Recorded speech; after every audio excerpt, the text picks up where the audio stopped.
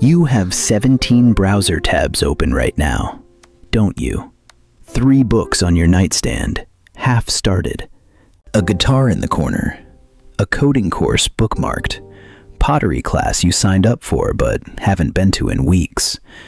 And inside your head, a list. A long list of things you want to learn, things you want to be, things you want to try. Here's what you're actually feeling. Guilt. Shame. Why can't I just pick one thing? Why can't I be like everyone else? What's wrong with me? And society has a word for you. They call you a dabbler. A jack of all trades, master of none. Someone who starts things but never finishes. Someone who lacks discipline, focus, grit. But what if I told you there's nothing wrong with you? What if your brain isn't broken? What if you're just trying to fit into a world that was designed for a different kind of person? Let's talk about the advice you've been hearing your whole life. Pick one thing. Find your passion. Go deep. And maybe you've tried. You picked something. You committed for a while. But then something else caught your attention. A new idea, a new field, a new possibility. And suddenly, the thing you chose felt small, limiting, like you were abandoning parts of yourself. So you either stayed and felt trapped, or you left and felt like a failure. Neither option felt right, because neither option was designed for your brain. For the last 100 years, the world praised the specialist, the person who goes a mile deep in one narrow field. Society was predictable,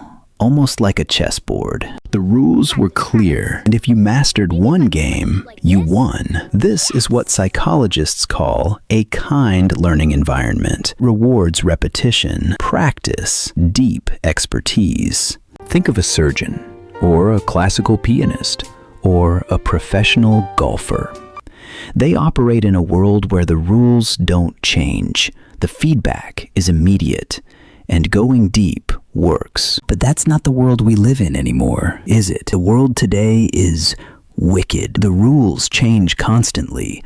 Feedback is delayed. Patterns aren't obvious. Think about the difference between a golfer and a firefighter. A golfer knows exactly what to do. Same course, same clubs, same rules. A firefighter, every situation is new. To build a career that fits your brain, you have to stop thinking in terms of job titles and start thinking in terms of shapes. The I-shaped person is the specialist, one deep pillar of knowledge. They go a mile deep in one thing. This is the doctor, the lawyer, the engineer. The opposite is the dash-shaped person, a mile wide and an inch deep. This is the trap many of us fall into, knowing a little about everything, but having no real foundation. And this lack of depth creates anxiety. Massive anxiety. Because you feel like you have no ground to stand on. You can't answer the question, what do you do, without listing 15 different things. But there's another shape, the most powerful one for a person like you. The M-shaped professional, or the polymath. Think of it like this. Maybe your one leg is data science. You go deep there. That pays the bills. But your second leg is storytelling. You go deep there too. And your horizontal bar is your interest in psychology, history, and design. Suddenly, you're not just a distracted data scientist. You become the person who can weave complex data into a compelling narrative that a CEO can actually understand. That combination is rare. That combination is valuable. The tool that allows a polymath to do this is called far transfer. A specialist uses near transfer, applying a skill to a very similar problem. But a polymath uses far transfer. They see the underlying structure in one field and apply it to a completely different one. A person who understands the branching structure of a tree's root system might suddenly see a better way to organize a company's database. A musician who understands harmony and counterpoint might look at a piece of software code and see a more elegant way to structure it. That's far transfer. It's the ability to see the music, not just the notes. And all those seemingly random interests you've collected over the years, they form the very library of metaphors you'll pull from to create breakthrough insights. So how do you actually build this M-shaped life? It requires a different strategy, and the first is serial mastery. You cannot build all the pillars at once. That just leads back to the shallow dash shape. You must pick one pillar and commit to it for a season, maybe 6 to 18 months or so. Now, the big question is, which one to pick first? The anxiety of this choice is what paralyzes most scanners. The secret is to lower the stakes. You're not choosing for the rest of your life. You're just choosing for this season. A good first pillar is often the one that creates the most stability. The one that can become that good enough job. Or it could be the one that simply has the most energy and excitement around it right now. Pick one and give yourself permission to pour your focus there. You build one leg until it's strong, until you feel you've mastered the core 80% of it. When your curiosity in that area feels satisfied for now, you make a conscious choice.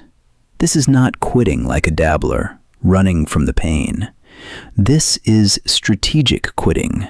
It's a graduation. You're deliberately choosing to begin building your next pillar. And this brings us to the second strategy. If your mind is naturally drawn to exploration, it can be a powerful choice to have a day job that provides stability without draining all of your cognitive energy. Many of the great polymaths, like Einstein, did this.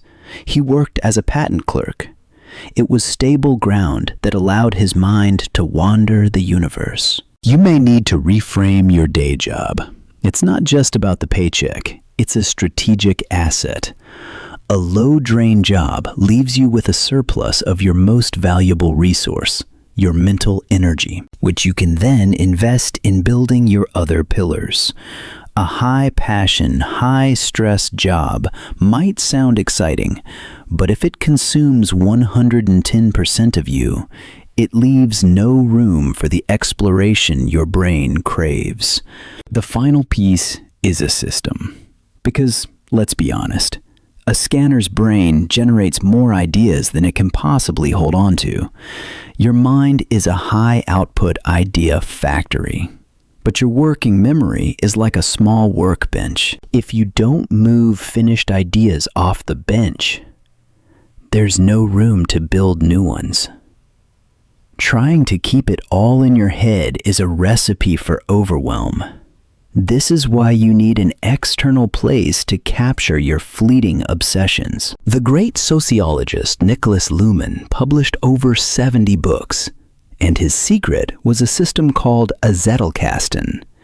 He didn't try to write a whole book at once. He just wrote down one idea on a small index card. Then he linked it to another related card. Over decades, these connections grew into a massive web of knowledge that practically wrote the books for him. When you get fascinated with medieval architecture for a week, take notes. Put them in a simple system, like Notion or Obsidian. Then, when the obsession fades, you can let it go without feeling guilty.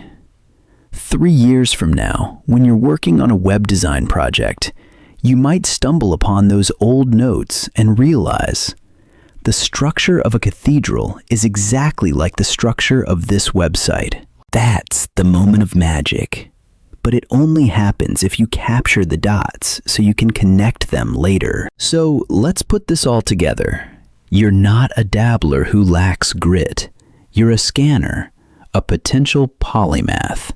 Your brain isn't designed for the stable world of the specialist. It's designed to be a bridge between different worlds of knowledge. This path won't always feel easy. Mastery takes time. But just having a map for your mind brings a sense of calm. The self-blame begins to fade, replaced by a quiet confidence. Pick your first pillar. Build it with focus. Use your job as a stable platform, not a cage. and build an external system to hold your endless sparks of curiosity. You were never meant to master just one thing. You were meant to be the person who can see how everything connects, and that is a superpower.